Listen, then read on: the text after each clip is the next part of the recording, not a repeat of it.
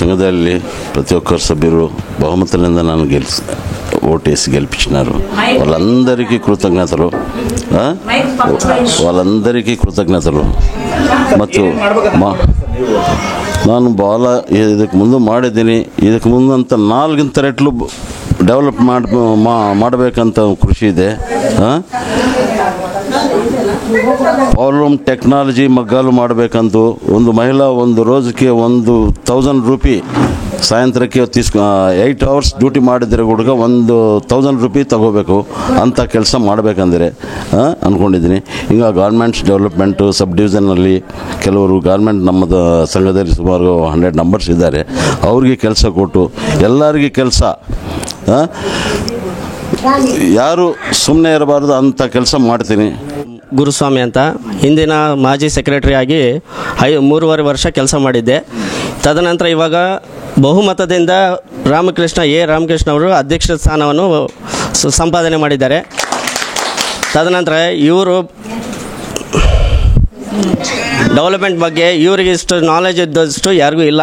ಹಳೆ 5 ವರ್ಷದಾಗ ಕಳೆದೋಗಿದ್ದ ವೇಸ್ಟ್ ಸಮಯವನ್ನು ಈ 5 ವರ್ಷದಾಗೆ ಸಂಪಾದನೆ ಮಾಡಬೇಕು.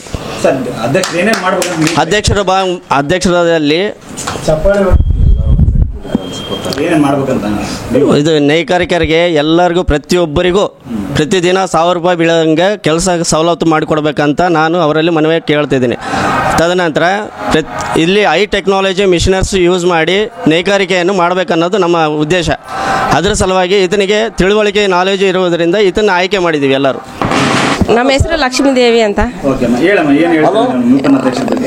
ಅವರು ಎಲ್ಲ ಮುಂದೆ ಡೆವಲಪ್ಮೆಂಟ್ ಚೆನ್ನಾಗಿ ಮಾಡಿದ್ದಾರೆ ಸರ್.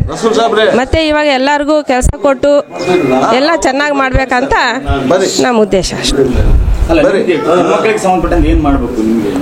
ನಮಗೆ ಎಲ್ಲ ಕೆಲಸ ಕೊಡಬೇಕು ಎಲ್ಲರಿಗೆ ಅಂತ, ಎಲ್ಲ ಒಳ್ಳೇದು ಮಾಡಬೇಕು. ಅಧ್ಯಕ್ಷರಿಗೆ, ಕಾರ್ಯಕರ್ತರಿಗೆ ಮತ್ತು ಎಲ್ಲ ಮೆಂಬರ್ಸಿಗೆ, ಈ ಸೊಸೈಟಿಗೆ ಸಂಬಂಧಪಟ್ಟದ ಎಲ್ಲರಿಗೂ ನಾನು ನಮಸ್ಕಾರ ತಿಳಿಸ್ತಾ ಇದ್ದೀನಿ. ಮುಖ್ಯವಾಗಿ ನಾವು ಈ ಸೊಸೈಟಿಯಲ್ಲಿ ಅಸಿಸ್ಟೆಂಟ್ ಸೆಕ್ರೆಟರಿಯಾಗಿ, ಸಹಾಯಕ ಕಾರ್ಯದರ್ಶಿಯಾಗಿ ನಾನು ಕಾರ್ಯನಿರ್ವಹಿಸ್ತಿದ್ದೀನಿ. ಅದಾದ ಮೇಲೆ ಎಲೆಕ್ಷನ್ ನಡೆದ ಮೇಲೆ ಈಗ ಪ್ರೆಸಿಡೆಂಟಾಗಿ ನಾಮಿನೇಷನ್ ಆಗಿರುವ ರಾಮಕೃಷ್ಣ ಸಾರ್ ಅವರಿಗೆ ನಾನು ಹೃತ್ಪೂರ್ವಕ ಅಭಿನಂದನೆಗಳನ್ನು ತಳಿಸುತ್ತಿದ್ದೀನಿ. ಅವರು ನನ್ನ ಹತ್ರ ಡಿಸ್ಕಸ್ ಮಾಡಿದ ಪ್ರಕಾರ, ನಿಮಗೆ ಕೇಳ್ತಾ ಇರೋ ಪ್ರಕಾರ ಇಲ್ಲಿ ಸೊಸೈಟಿಗೆ ಏನು ಡೆವಲಪ್ಮೆಂಟ್ ಮಾಡಬೇಕಂತೇಳಿ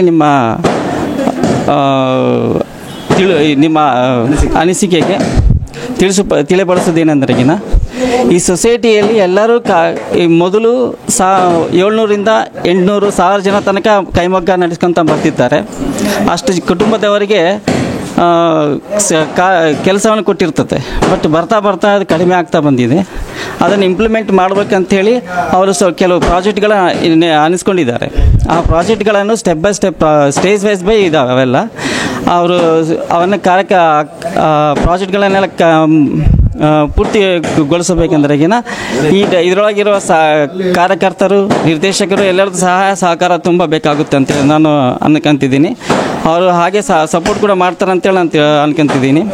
ಅದ್ರ ಜೊತೆಗೆ ಅವ್ರು ಮಾಡಬೇಕಾದ ಮುಂದಿನ ಕಾರ್ಯಚಟುವಟಿಕೆಗಳನ್ನು ಅವರು ಸ್ಟೇಜ್ ಬೈ ಸ್ಟೆಪ್ ಬೈ ಅವರೆಲ್ಲ ಈ ಕಾರ್ಯಕರ್ತಗಳಿಗೆ ತಿಳಿಸ್ತಾ ಬರ್ತಾರೆ. ಮುಖ್ಯವಾಗಿ ಅವ್ರದ್ದು ಎಜೆಂಡಾ ಏನಿದೆ ಅಂದ್ರೆಗಿನ, ಇಲ್ಲಿ ಕೆಲಸ ಮಾಡ್ತಿರೋರು ಹೊರಗಡೆ ಕೆಲಸ ಮಾಡೋದು ಬಿಟ್ಟು ಇದನ್ನೇ ನಮ್ಮ ಕೈಮಗ್ಗದ ಕೆಲಸವನ್ನು ಮತ್ತೆ ಇನ್ನಷ್ಟು ಅಭಿವೃದ್ಧಿಗೊಳಿಸ್ಬೇಕಂತೇಳಿ ಅವರ ಕಾರ್ಯವನ್ನು ಶಿಥಿಲವಾಗಿ ಕೈಗೊಂಡಿದ್ದಾರೆ. ಅದನ್ನೇ ಪೂರ್ತಿ ಮಾಡ್ತೀನಿ ಅಂತ ಹೇಳ್ತಿದ್ದಾರೆ. ಅದಾದ ಮೇಲೆ ಇಲ್ಲಿ ಇರುವವರಿಗೆ ಅವ್ರಿಗೆ ಬೇಕಾಗಿರೋದು ಪಟ್ಟ ಗಿಟ್ಟ ಏನಂತಿದ್ದಾರೆ ಅದು ಅವರು ನಮ್ಮ ಬೋರ್ಡ್ ಡಿಸಿಷನ್ ತಗೊಂಡು ಅದು ಮಾಡಿಕೊಡ್ತಾರಂತ ನಮ್ಮ ಹತ್ರ ಡಿಸ್ಕಸ್ ಮಾಡಿದ್ದಾರೆ. ಅದನ್ನೇ ನಾನು ನಿಮಗೆ ತಿಳಿಸ್ತಾ ಇದ್ದೀನಿ. ಬಳ್ಳಾರಿಯ ನಿರಂತರ ಸುದ್ದಿಗಾಗಿ ಬಳ್ಳಾರಿ ಬೆಳಗಾಯಿತು ಚಾನೆಲ್ನ ಸಬ್ಸ್ಕ್ರೈಬ್ ಮಾಡಿ ಹಾಗೂ ಬೆಲ್ ಐಕಾನ್ ಒತ್ತಿ.